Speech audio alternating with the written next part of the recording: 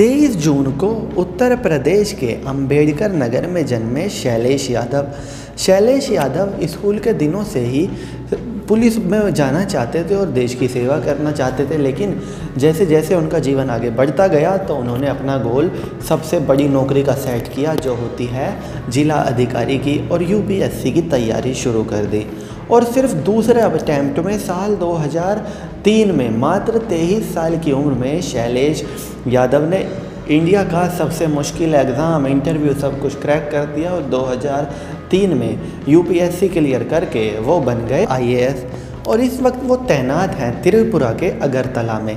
अगरतला में वो तैनात हैं, त्रिपुरा के एक ज़िले के वो डीएम हैं, लेकिन इस वक्त वो चर्चाओं में हैं बिल्कुल गलत वजह से। वो कभी नहीं चाहते होंगे कि वो इस वजह से चर्चाओं में आए। दरअसल में ऐसा कहा जा रहा है कि जिस शादी में वो गए थे वो एक विधायक की थी और वो रूल तोड़कर शादी हो रही थी। रूल तोड़कर शादी किस तरह से हो रही थी कि 10 बजे के बाद 50 से ज़्यादा लोग मौजूद थे। परमिशन 50 आदमियों की थी और रात के 10 बजे से पहले तक की थी। जब डीएम साहब पहुँचे रेड मारने तो उनको पर्चा दिखाया गया और उन्होंने पर्चा फाड़ दिया और कह दिया कि जो परमिशन है वो शादी की 10 बजे तक की है, 10 बजे के बाद की कोई परमिशन नहीं, और पर्चा फाड़ के फेंक दिया। जिसके बाद लोग कह रहे हैं कि एक डीएम ने खुद सरकारी कागज़ फाड़ के फेंक दिया। ये काफ़ी हैरानी वाली बात है। डीएम ने एंट्री के साथ ही प्रोटोकॉल तोड़ दिया और इसके बाद जो अंदर हुआ उसकी हर कोई कड़े शब्दों में निंदा कर रहा है और कह रहा है कि किसी के परिवार को ज़िंदगी भर के लिए बहुत ही बुरी मेमोरी दी है।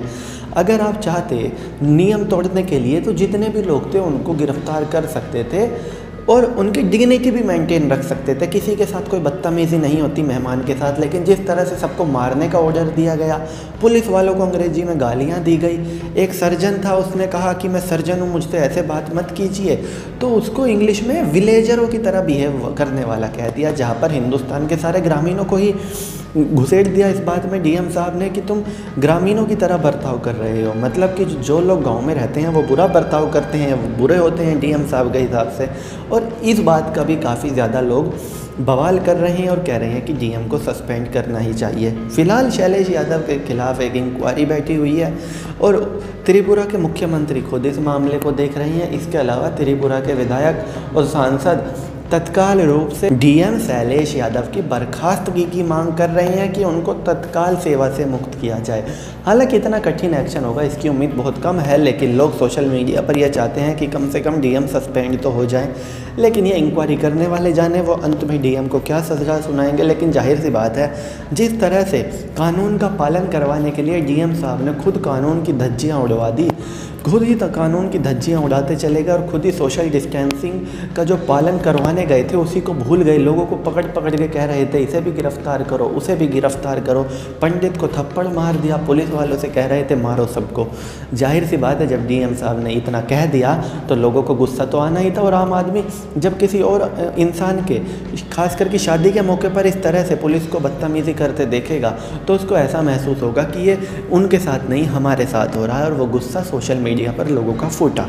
और इस वक्त डीएम शैलेश यादव ने उस घटना के लिए माफ़ी मांग ली है, लेकिन माफ़ी मांगने से क्या हो जाता है, किसी की शादी में इस तरह से बदतमीज़ी की गई, उनको ज़िंदगी भर के लिए इतनी बुरी मेमोरी दी गई, वो उनके दिमाग में से कैसे मिटेगी। तो चलिए दोस्तों, मैं चीनू दहिया फ़िलहाल इस वीडियो के लिए इतना ही। आगे भी इसी तरह की देश दुनिया बॉलीवुड और खेल की तमाम खबरों के लिए बने रहिए दा चौधरी के साथ। जय माता दी।